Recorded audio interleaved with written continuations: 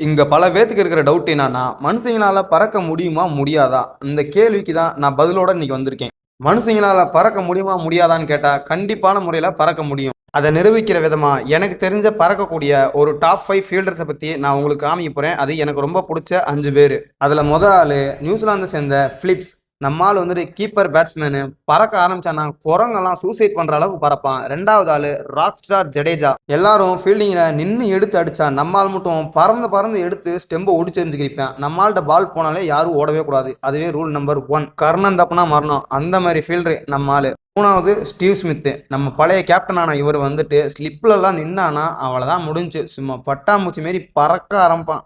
தலைவர் இருக்கிற பக்கம் பால் போச்சுன்னா அவ்வளவுதான், நீ பாட்டுக்கு நடைய கட்டிட்டு போய்க்கிருக்க வேண்டியதான்.